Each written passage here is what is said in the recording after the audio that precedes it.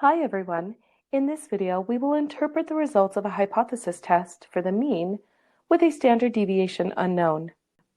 As part of her research, Emily collected data on the number of hours 25 nursing students spent studying pharmacology each week.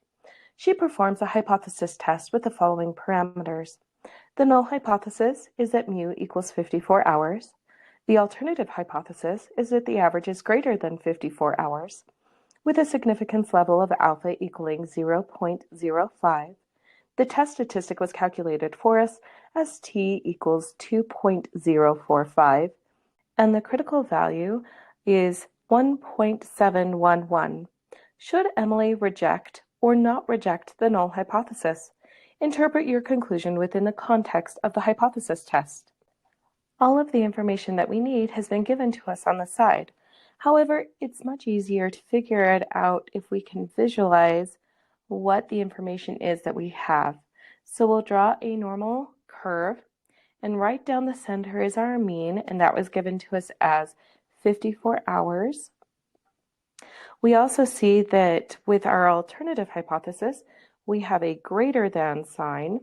A greater than means numbers larger than 54. It's also pointing in the right direction, so we're doing a right-tailed test.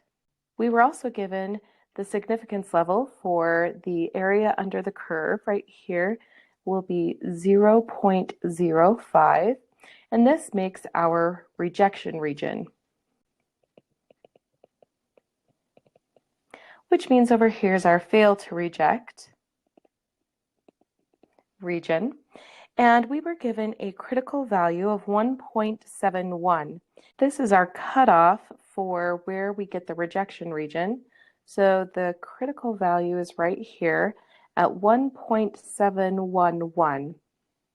Now looking at our test statistic, it's at 2.045. Let's go ahead and graph that. We have one standard deviation from the mean, and here's two standard deviations from the mean. So we have our test statistic at 2.045. That's 1, 2 standard deviations, and 0.045 is about right there.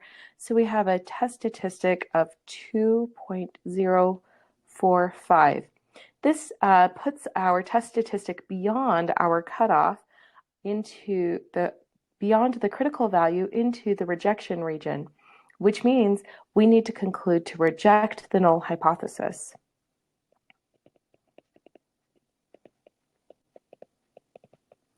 Now that means that there is sufficient evidence to conclude the alternative, that the number of hours spent per week studying pharmacology for these nursing students is greater than 54.